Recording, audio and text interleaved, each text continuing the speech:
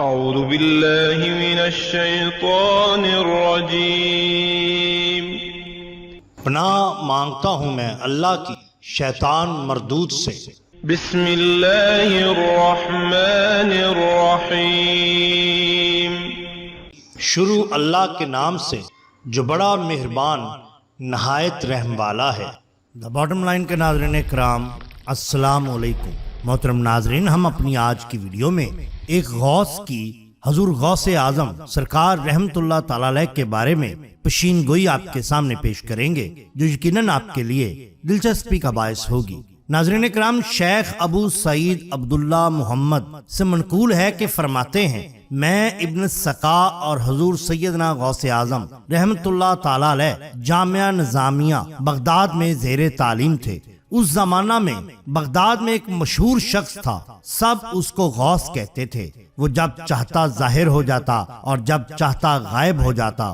ایک روز ہم تینوں دوستوں نے اس بات کا ارادہ کیا کہ ان سے ملا جائے۔ جب ہم روانہ ہوئے تو ابن سقا نے کہا کہ میں اس غوث سے ایسا مسئلہ پوچھوں گا کہ وہ لاجواب ہو جائے گا۔ میں نے کہا کہ میں بھی ایک سوال کروں گا، دیکھتا ہوں کہ وہ کیا جواب دیتے ہیں۔ حضور سیدنا غوث اعظم سرکار رحمت اللہ تعالی علیہ نے فرمایا کہ میں کوئی سوال نہیں کروں گا، میں تو صرف ان کی زیارت کی سعادت حاصل کروں گا۔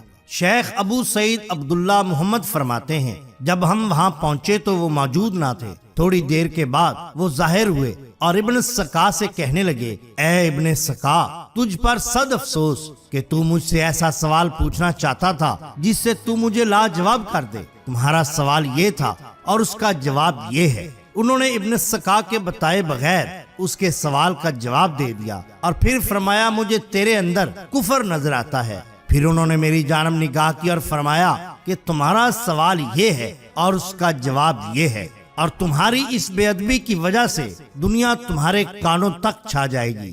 پھر وہ حضور سیدنا غوث اعظم سرکار رحمت اللہ تعالی علیہ کی جانب متوجہ ہوئے اور ان کو اپنے پاس بلا کر بٹھایا اور ان کے ساتھ نہایت عزت اور احترام سے پیش آئے۔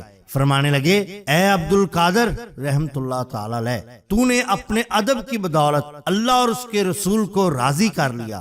تم عنقریب ایک ممبر پر بیٹھو گے اور سارا بغداد تمہاری بات سنے گا۔ تم اعلان کرو گے کہ ہر ولی کی گردن پر میرا قدم ہے، اور مجھے نظر آ رہا ہے کہ تمام ولی اللہ تمہاری اس بات پر اپنا سر چکا دیں گے۔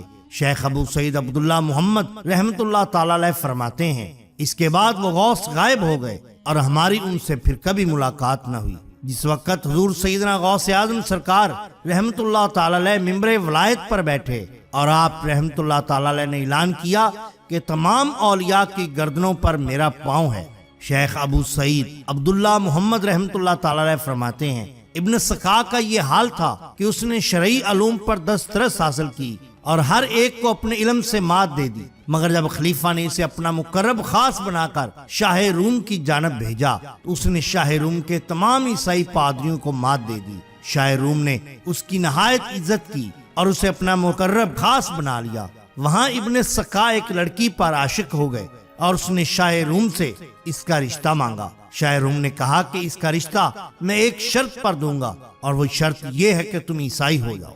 ابن سقا نے اس لڑکی سے شادی کی غرض سے عیسائی مذہب اختیار کر لیا۔ مجھے جب علم ہوا تو مجھے ان غوث کا قول یاد آ گیا۔ شیخ ابو سعید عبداللہ محمد رحمت اللہ تعالی علیہ فرماتے ہیں، میری حالت یہ ہوئی کہ میں بغداد سے دمشق آیا تو سلطان نور الدین زنگی ملک شہید نے مجھے محکمہ اوقاف کا ناظم اعلیٰ مقرر کر دیا۔ میں حاکم ہو گیا اور دنیا چاروں جانب سے مجھ پر ٹوٹ پڑی۔ اس غوث کی کہی ہوئی تینوں باتیں درست ثابت ہوئیں۔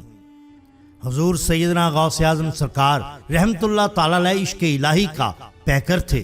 حضرت شیخ ابو عبداللہ جبائی رحمت اللہ تعالی علیہ فرماتے ہیں کہ مجھ سے حضور سیدنا غوث اعظم رحمت اللہ تعالی علیہ نے فرمایا کہ اوائل میں ایک رات مجھ پر خاص وجدانی کیفیت طاری ہوئی۔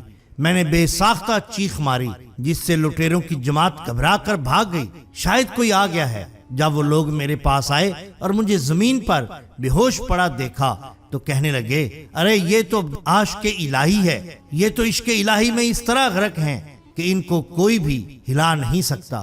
اور ہم لٹیرے ان کی یہ چیخ سن کر ہی ڈر گئے کہ شاید کسی نے ہمیں آ لیا۔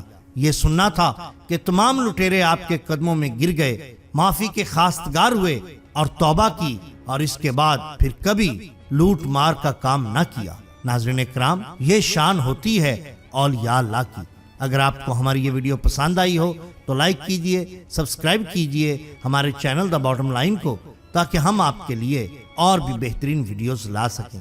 اپنے دوستوں کا، گرد و نواح کے لوگوں کا بہت خیال رکھیے۔ اللہ اور اللہ کے رسول صلی اللہ علیہ وسلم سے بے حد محبت کیجئے۔ آپ کا بہت شکریہ۔ اللہ حافظ۔